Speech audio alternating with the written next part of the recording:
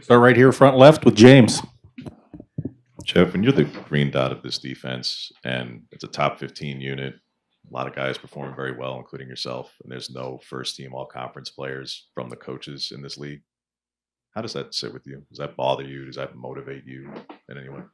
Yeah, that for sure, bothered me a lot, right when I first saw it. But, that's all external factors, people that, don't see the grind that we put in every day, the grind that all my guys put in every day, right? And then, so I truly feel like, that's not really what really like describes us, right? So we can kind of look at it and we can be motivated by it, right? But that doesn't describe our defense. That doesn't describe my guys, and I know it doesn't describe me as well. So yeah, no, for sure took that to heart at first, but then it's like, okay, move on to the next, right? I just got to keep proving myself, and I know that my guys have the same mentality as well. Middle left, John. You guys played quite a bit of the season as the number one ranked team in the country and ended the season as the only undefeated. As the season has gone on, is that added pressure to be the number one team in the country week to week? Yeah, no, I wouldn't say it adds pressure. We always like to play like we always have a target on our backs, right? So we always got to treat every week like it's a championship week, right? And we know that we're gonna get every team's best shot. We know we're gonna get their best game plan, and we know they're gonna get their best shot, right? So going out there every week, we know that we got to prepare as if it's going to be for a championship game or a championship type of mentality, right? So I always like to see being ranked number one really doesn't matter, right? We're not too focused on looking at rankings or polls or how other people view us, right? It's all about the people in this room and the people in this facility and the work that we put in every day. So yeah, we're not too focused on external factors. Back left, Matt. Jeff, we always hear yourself or coaches talk about getting better every week, striving to find improvements. Where has this team improved since you last played Ohio State in mid-October, you feel like? Your defense. Defensively? Yeah.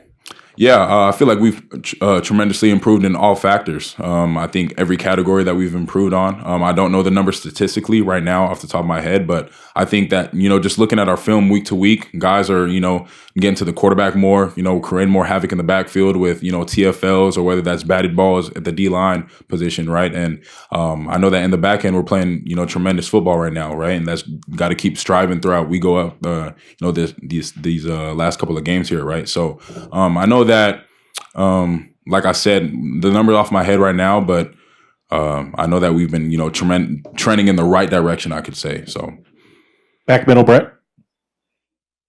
Jeff, Bryce talked about kind of your guys' relationship on the field, off the field a little bit, and how certain moments during this season you've really come in and stepped up, obviously, to kind of help calm the team down during the biggest moments. How do you feel like your position as a leader on this defense has really developed throughout this season, and how important do you feel like it's going to be for you to be there as that leader come next week in the Rose Bowl? Yeah, I feel like I've grown just as a leader throughout week to week. Just being more vocal and like you mentioned or like Bryce mentioned, when those tough times do come up in the game where defense may not be playing the greatest or offense isn't playing the greatest. Not only being able to go and talk to my defensive guys on the sideline, but then also get the voice and have an input and a voice on the offensive sideline as well, right? Bringing guys up at the end of the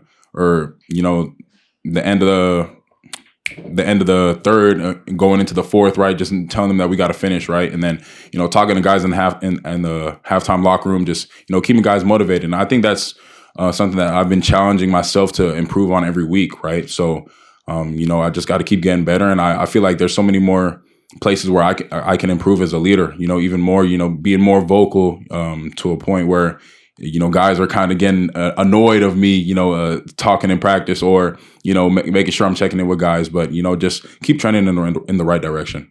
Back right, Aaron. How beneficial was it to kind of have that first round bye so you could take some time after that Big Ten championship game to self-scout? And how motivated is this team to kind of prove that you guys can perform a little bit better than you did, especially on the defensive side in that Big Ten championship game? Yeah, I think having the bye really benefited us a lot. Just getting our bodies back. Getting a little break from football. Mentally and physically, right? So having some time to just sit back and look at the film, look at the self scout. Look at from the last time that we played these guys, and then from week one to where we've grown, and seeing where we can improve on as a defense and as a team as well. On special teams. So I think that was really crucial to us. And then. Just about I think that having the bye and giving us more time to work on the simple fundamental things as a defense. Looking at, like I said, looking at the self scout. Compared to the getting ready to play Ohio or Tennessee before they played, and then post game, figuring out who we're gonna play. It's like, okay, now we can dive in and use the stuff that we used on the bye week to apply that to game week and game prep. So. Front left, James. We saw Kingston in a pretty significant role there in the Penn State game matchup with Warren. What did you see from him in looking back at it, and how confident are you if you guys call upon him against either Scott or Tate over the middle in a similar role in this game? Yeah, I'm very confident in Kingston. A young guy, who has a lot of length, and I know that he's a guy who's he's focused in meetings. A guy that's here, and he's been getting better week to week, right? And I think that I got a lot of respect for Kingston. The things that he does, on and off the field, just the type of person that he is. I think that coaches were starting to realize that he could help our defense tremendously. And we always like to say that there's always going to be somebody going in throughout a long season, who their role may have not mattered, early in the season, but then going into late in the season, their role might be trending higher, right? So I think Kingston is a great visual representation of that, and with him being matched up on a great tight end like Warren, Penn State tight end, the confidence that we have in him, is through the roof. So I got a lot of belief in him. Second row left, Eric. Mateo's growth this year is pretty obvious and apparent from what we saw last year. What has that done for your guys' defense? Just the steps he's taken. What has that unlocked or opened up for you guys? I think that's unlocked a lot. A guy who can also drop in coverage, but then a guy who's also good with the ball in his hands and can make game-changing plays, like you guys seen at the Wisconsin game. And then a guy who creates a lot of havoc in the backfield and who's an issue for offensive linemen, right? So always having guys like that on the edge, like Mateo, Birch, and Tatum. I think those are guys that you want on your team, and guys that who know the playbook, and guys who communicate on the front line, right? It's really rare for to have edges that communicate just as much as they do, right? So I think it's very crucial, and I'm so grateful to have Mateo. Front left, Zach. Because obviously didn't have Birch last time you played these guys. How we know what he can bring as far as execution on the field, but how much has he brought to you guys as far as preparation for this game goes? Yeah, he's brought a lot. Just having him back into the game plan. I know that he's fired up to play these guys. Just like you said, he wasn't with us for the first time seeing these guys, so I know that he's going to be fired up. And then, getting him back into the groove, to the game plan. He was there for the mental preparation last time, but now he's physically, getting ready for these guys. So I know that he's fired up, and I know that he's excited to let it roll. Middle left, John. Kind of a two-parter here. One, did you watch Ohio State Tennessee live when the game was going on? And two, were you surprised Ohio State jumped out to such a big lead early in that game?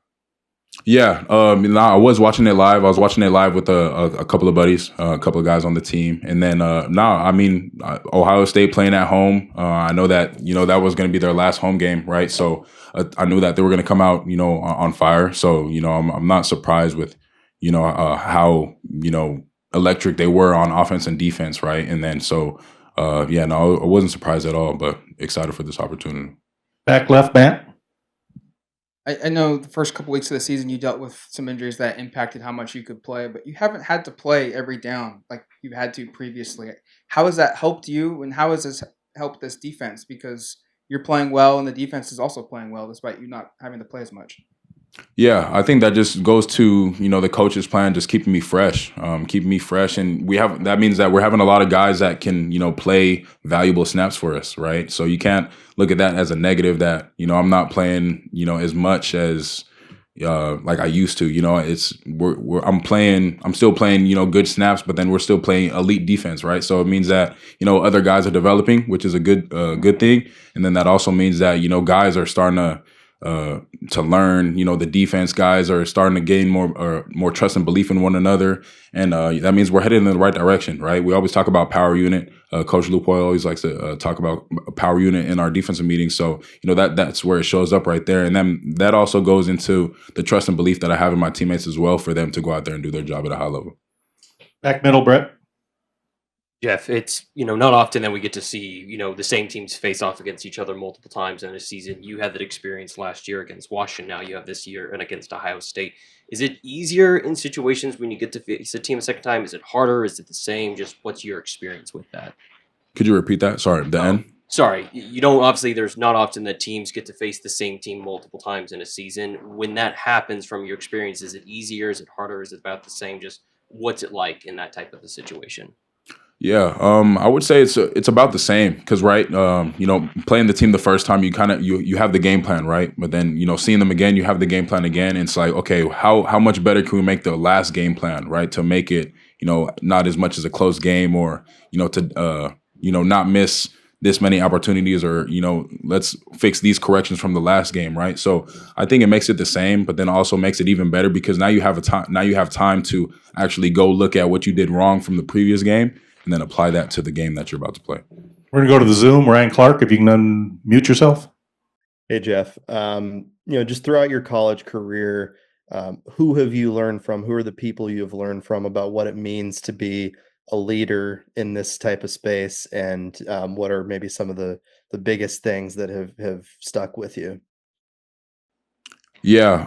Early on in my freshman year, I would have to say guys like Kayvon Thibodeau, guys like Verone McKinley, just, learning from those guys and, how much they use their voice and use their voice to impact others. And guys like Noah Sewell, a guy that I played next to for a couple of years, just people that I feel like, really took me under their wing and really applied that, showing from their work, their leadership really showed up from their work. And it really didn't show up from, just them talking every day, going out there, hooing and hollering, right? It really showed up from how they show up to the facility, how they carry themselves on and off the field, and that other people are going to follow. So those are a lot of people that, impacted me my freshman year. Last question will be Scott Reed. Scott, if you can unmute yourself. Thank you. Hey, Jeff, Tosh talked earlier about the importance of playing against guys like Tez Johnson, Evan Stewart, Trayshawn Holden, elite receivers and elite playmakers, and helping prepare. Talk a little bit about how going against a guy like Jordan James, who's similarly built to Travion Henderson, helps you get ready for that rushing attack from Ohio State. Yeah, going up against those guys in practice every day is like, you're getting the best look in practice every day. So it makes the game, even easier, right? So, a guy, like you mentioned, going up against a guy like Jordan James every day, who's very familiar to Travion. I think that, two very similar backs, break a lot of tackles and, run their feet through contact, right? So going up against Jordan every day with, whether that's matching him on routes or, just getting a thud up on him, right? Making tackles on him as well. I think that's going to prepare me for the game tremendously, right? I'm getting the best look at practice. So, it's not going to be nothing new to me. Thanks, Jeff. Appreciate your time. Yep. Thank you.